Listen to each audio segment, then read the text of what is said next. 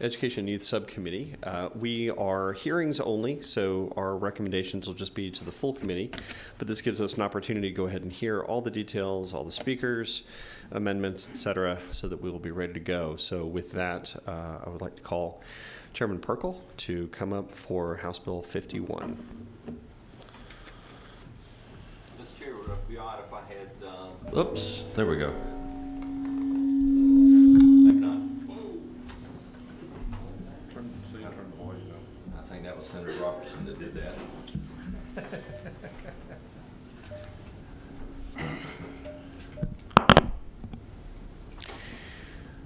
Anytime something like that happens, it's usually just the general aura of Senator Robertson that causes that to happen. He Yes, glitches sir. all the electronics in the building. I've actually I've noticed that. Absolutely. So shall I begin? HB 51 is something that you have heard before in the past. It passed out of this committee unanimously, passed out of the House unanimously, ran out of time last year. I'm going to tag team with my friend here on the two parts of the bill. I'll address the first of the genesis of the bill. It happened last year when I noticed that there were some 4-H clubs that came to the Capitol. There were two kids, an advisor, and a school bus driver, and a big school bus that pulled to the Capitol.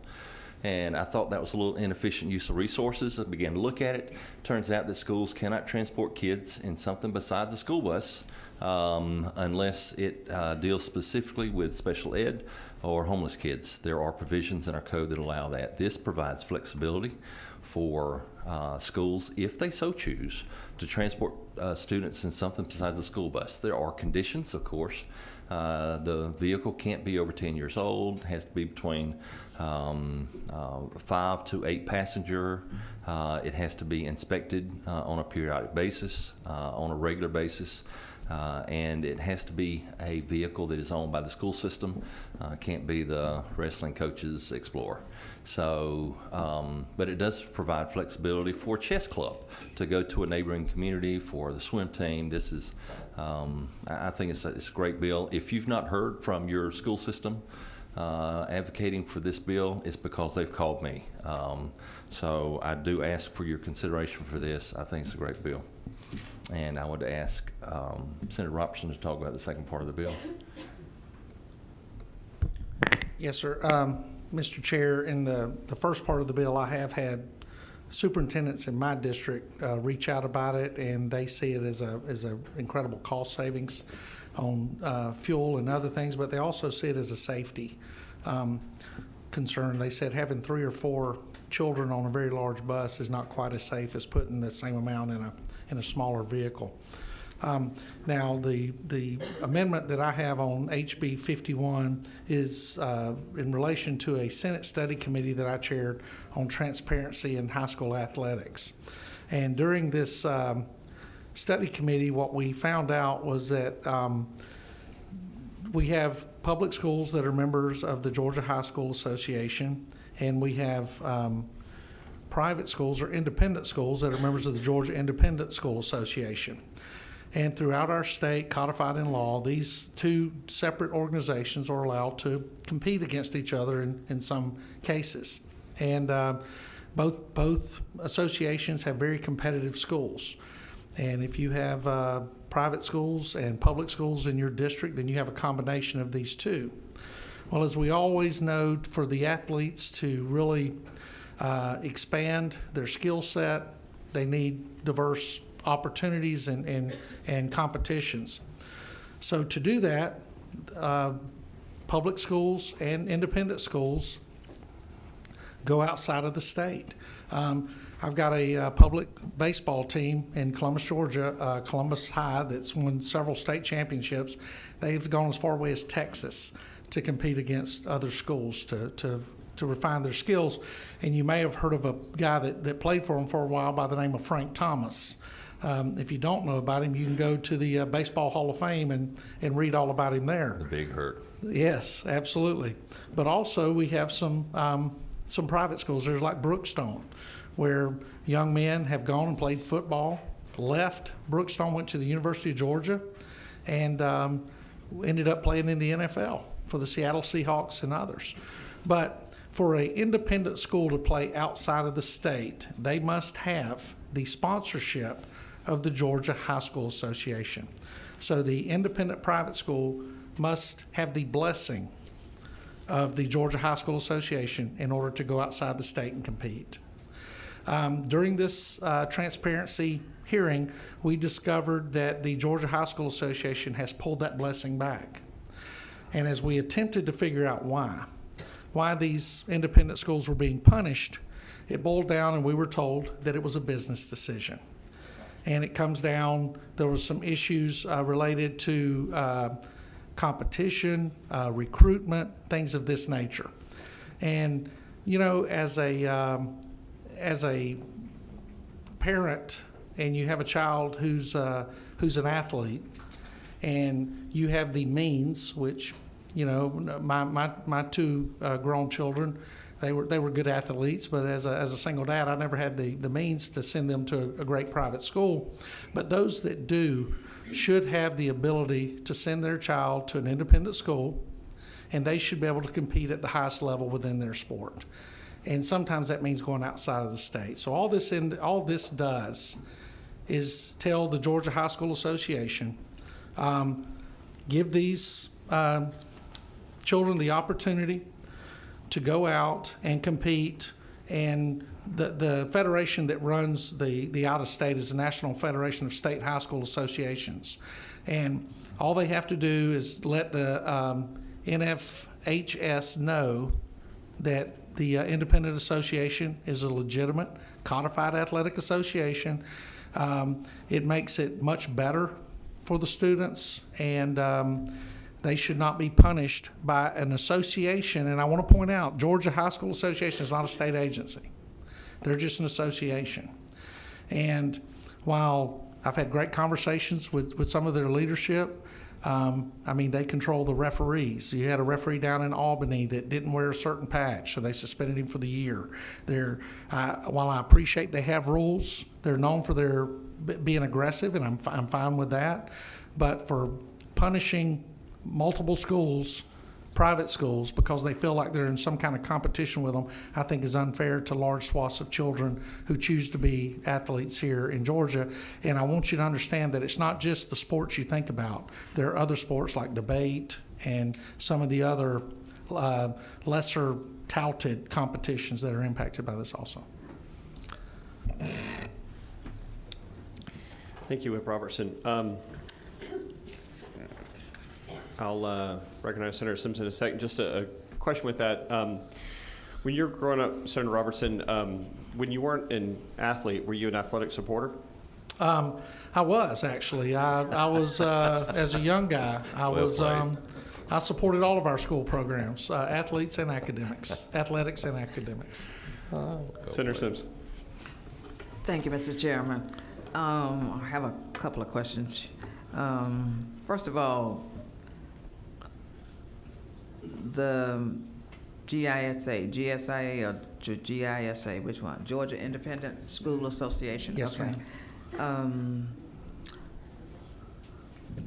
Why are they do they have their own rules?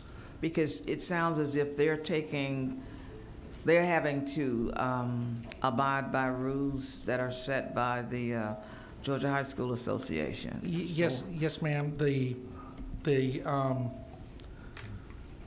National Federation of State High School Associations require that if independent schools within any state want to participate outside of that state and compete against other public schools, that they have to have the sponsorship of their state high school association. And many states do this around us. South Carolina, North Carolina, Virginia, Mississippi, Texas, all of those allow the independent schools to go out of state, come to Georgia and play against our teams and all of this. It's just it's a requirement. And I want to point out that the Independent Association does much more than athletics. They also deal with accreditation at the schools. They provide many, many more services than just the oversight of athletics. Okay. Are we going to hear from GHSA today? I would be surprised if we didn't, ma'am. They're not signed Thank up you. to speak. Is there anyone here from GHSA that's going to be speaking to this bill? Okay, hearing none. Chairman, when this vote happened last year, it was unanimous, 164 to 0. With this change with lines 20 through 31, is there anything that would change, you think, that? I would think that would not change our vote. Great, awesome. Well, then no other questions. Senator Halpern? Thank you. You good? Okay, great. We'll pass Thank this you. recommendation on to the full committee. Thanks Appreciate for it. coming. Thank you, Mr. Chair. Thanks, sir.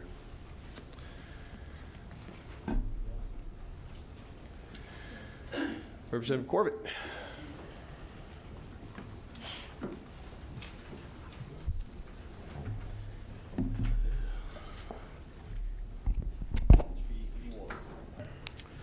Well, good afternoon, Chairman, members of the committee. I bring before you House Bill 81, LC 491061. That's what we should be working off of. And just like the previous bill, this is a bill that was passed out of the House last year. I mean, we might have had 2 no votes, and then we passed it out of the Education Committee, passed out of rules in the Senate, and didn't quite make it to the floor for a vote. So I'm bringing it back this year. I will go through the bill again. Presently in Georgia, we have a grant program for low-wealth school systems, and to qualify for this grant is to help them build new facilities.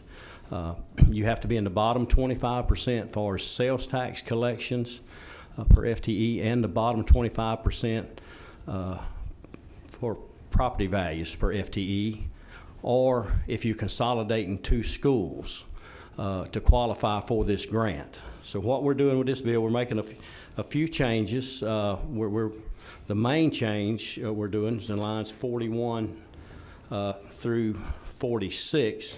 Once a system's needs have been met, they will roll off of that list for 10 years, allowing another school to roll onto the list to qualify for this grant. Presently, there are about 45 schools that qualify. I have 3 in my district that have qualified or in the process of either building or planning to build a new facility using this grant that is available. They obligate 5 years worth of their local SPLOST, and then the grant comes in and picks up the rest of the cost of the new facility. Like I say, but this will, once their needs have been met, they'll roll off for 10 years. The other changes that were made, it's in line 11, subject to available funding. And in line 15, if you're currently ranked or have been ranked in the last 3 years. Sometimes it takes a year or 2 for a school to make that decision for the planning, everything. And sometimes you'll qualify this year, next year you don't qualify. Somebody else will be in the bottom 25%, and you might be just 1 school out. So if you've qualified in the 3-year window, you stay on that list. So that was a change. And then the change as far as if you consolidate in schools on line 30, the schools had to be more than 35 years old. We had some systems that were gaming the system. They would come in there and consolidate 2 schools, even though they might not be but 15 or 20 years old. Still a lot of life left there to them, so we wasn't getting the bang for our buck, but they was able to take advantage of this funding. So we put some guardrails on that to where the system had to be at least 35 years old to qualify if you're consolidating. So, Mr. Chairman, that's the bill and what we're trying to do to try to be able to help some more of these rural low wealth systems build new facilities to help us educate our kids.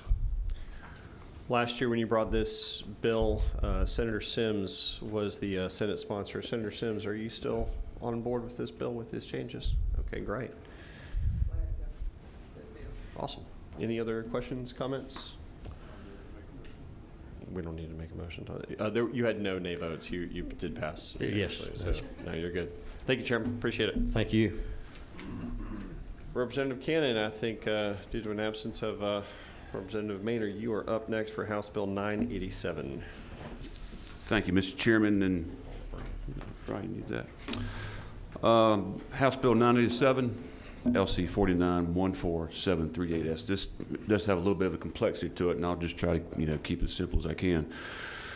But Mr. Chairman, thanks for hearing me today, and members of the committee. Most of y'all are familiar with local government and raising or lowering their millage rates. And in most cases, when that happens, local property values or assessments rise or fall. And in response to that, the local government on an annual basis will adjust the millage rate up or down. And so the purpose of that is to make sure enough revenues from taxes are generated to cover their expenses. That's basically what this bill does with respect to eligibility for equalization grants. The current threshold for state equalization grant funding was set 5 years ago in 2019 at a millage rate of 14 mills. The basic purpose of that threshold is to ensure a local school system is taxing their local citizens for their fair share of K-12 education dollars. And for 2019, the General Assembly set that baseline threshold at 14 mills for eligibility. But as we all know, there's two components to determining taxation at the local level. The first is the millage rate. The second is the value of property, which is called the tax digest. Since 2019, we all know that we've seen property values, in other words, the tax digest, rise in some cases significantly.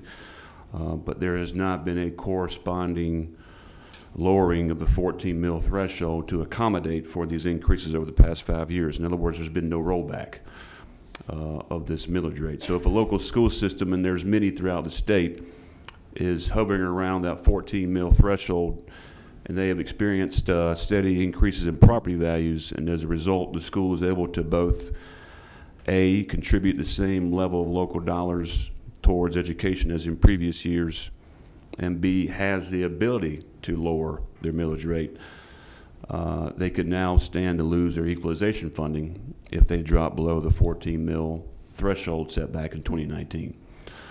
So as a result, there are school systems throughout the state who, even though they can or are able to go lower, are remaining at that threshold of 14 mils because they don't want to put their equalization dollars at risk. And in doing so, they are passing on fairly substantial tax increases to their citizens every year. So what this bill does is take into account the increased property values we've seen over the past several years, and it lowers the 14 mil threshold set 5 years ago to a new proposed threshold of 10 mils. The bill basically lowers our millage rate for the state to accommodate for increased property assessments. It's important to note that not all school systems that currently qualify for equalization dollars are above the new proposed 10 mil threshold. I think my mic's going out, Mr. Chairman. The bill does not address equalization or the formula for equalization. It's more of a tax digest bill that addresses rising property values over the last 5 years. That's basically the bill. There is a layer of complexity there, but I tried to explain it as simply as possible. It's a complex topic, and I'll stand for any questions, Mr. Chairman. I've got a couple to start. Because it's requiring reporting from DOE, and it also is going to require some reevaluation on their part, do we have any estimate on what this is going to do to equalization or any additional expense to the state? Mr. Chairman, no additional expenses. The equalization is there's no statute that so if a school system goes below the 14 mil threshold, now there's no provision in the code that is a punishment for that school system. So you have some school systems that are dropping below the 14 mil threshold and still getting their equalization dollars. So what we did, if you can see, we added in a clawback provision that takes away up to 25% of a school system's equalization dollars if they go below the new proposed threshold of 10 mils the following year. And that's kind of an incentive to make sure that they stay at that 10 mil threshold. Otherwise, they could lose their equalization, 25% of it. And there is no provision for punishment in the code now. You've got some school systems going below that 14 mil threshold, still getting equalization dollars, and some school systems staying above it and passing on tax increases as a result.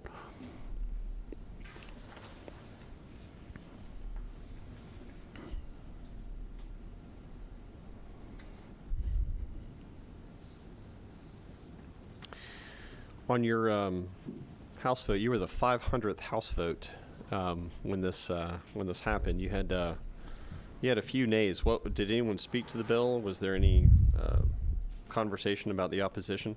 I talked to Chuck Martin, was one of the ones that opposed the bill, and he, of course, Fulton County does not receive equalization. He was concerned that Fulton County is subsidizing other counties that do get equalization. So we're not addressing equalization in the bill or the formula. Some schools are not authorized for equalization. It wouldn't affect them at all either. Got it. If this passes the full committee, who would be the Senate sponsor on this bill? Chairman Irwin, we're talking to Senator Dixon about sponsoring the bill, Mr. Chairman. That's a pretty good pick. Any questions from the committee? Does your, sorry, number 6, is there any limitation on if they had to go up on the millage rate? No, it's just the baseline. And I'll just add, there is some consideration of a bill to add an additional penny of sales tax. And in some cases, there's about 8 school systems in the state that get e-lost. And e-lost is supposed to put downward pressure on your property tax rate. And so you've got a school system with an e-lost. And sales tax collections are increasing rapidly, and it's putting downward pressure on the millage rate. But then they get up above that 14 mil, and even though sales tax collections can allow them to drop below it, they're staying at or above it and passing on that increase to their property owners.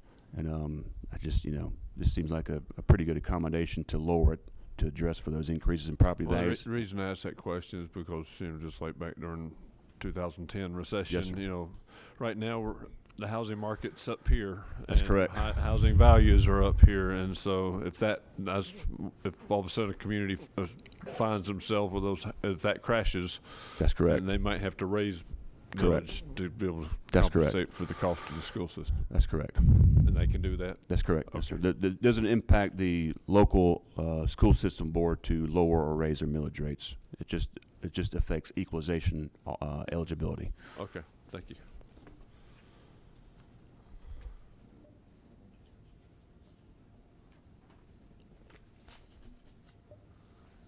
Well, if there are no further questions, I think we will give this favorable report up to the full committee. Representative Maynor is on the way. She just messaged me. She should be here any minute. So if y'all want to hang tight for just a minute, we'll wait for her. And that'll be the last one. Thank you, Representative Kennan. Good to see you. Thank you, Mr. Chairman. Yes, sir. Thank you. Chaz. Yes, sir. My son's name, Good deal. and he's Charles Painting, Charles. I'm Charles IV too. but we spelled it C-H-A.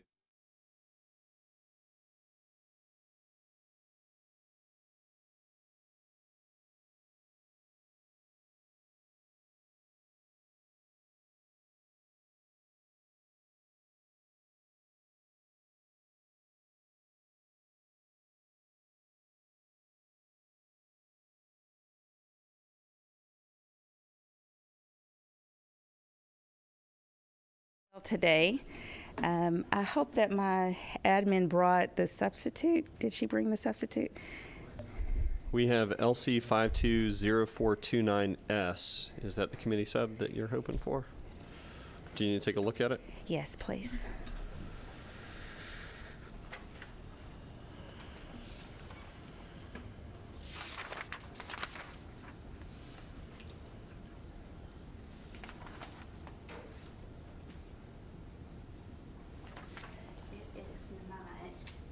It's not it?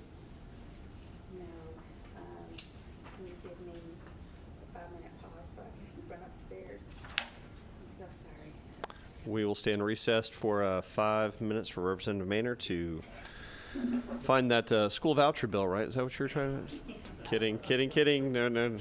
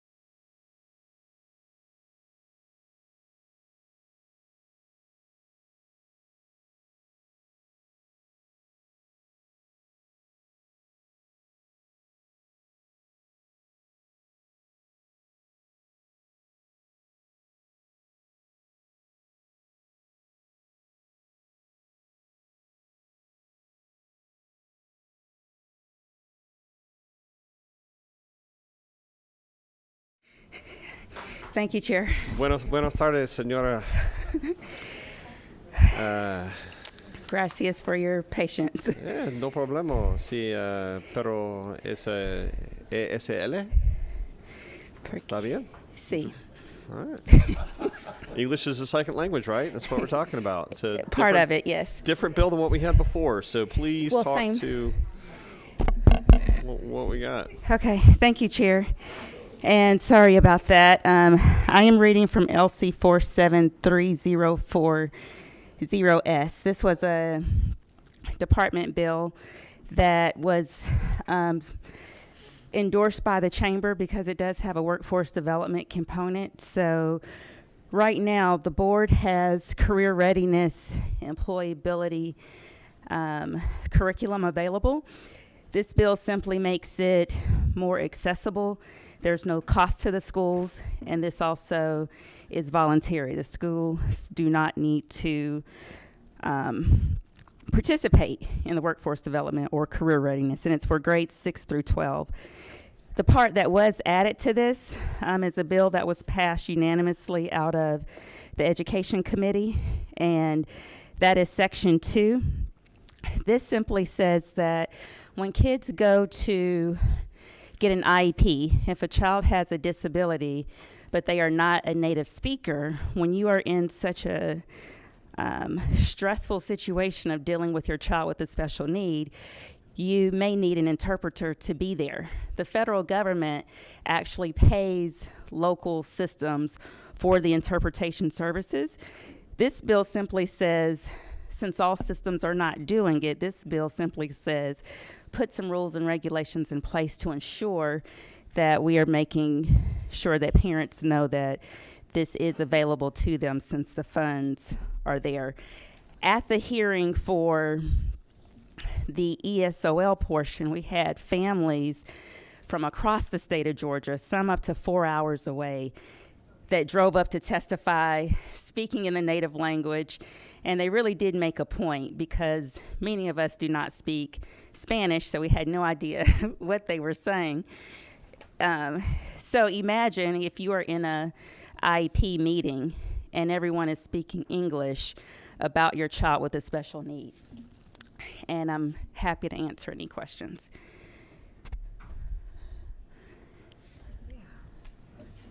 Senator Sims. It's not all, if you're in an IEP meeting and you are a non-English speaking person, an interpreter is not required by law now in a school setting? I will let Mr. Cardoza answer that question. Federal law requires it, but it isn't necessarily being done. Not codified in state law. It's not codified, yes. I'll be darned. Okay. Thank you so much.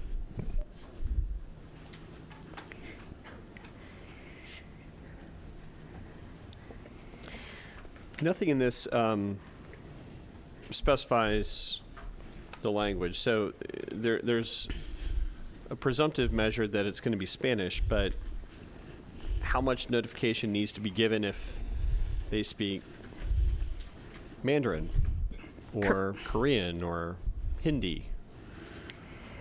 Great question. And so you're absolutely right. At the hearing, there are hundreds of different dialects and languages.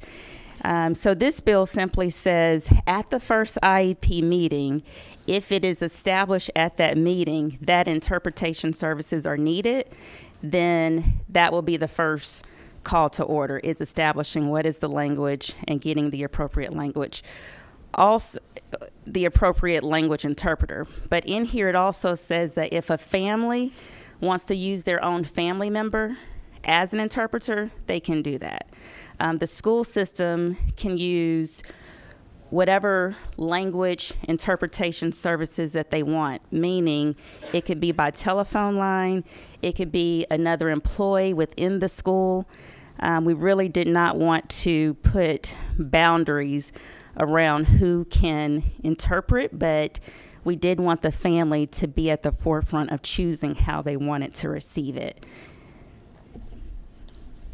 Understood. Any other questions from the committee? I think this is a good bill. If this passes full committee, who would you want to be the sponsor? Vice Chair Chuck Payne has agreed that he would sponsor the bill. Muy bien.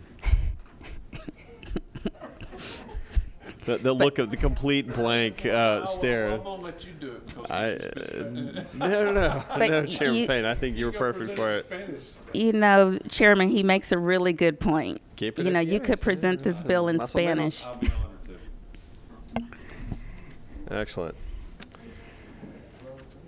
Does anybody have anything else for the good of the order? If not, this meeting stands adjourned. Thank you. Thank you so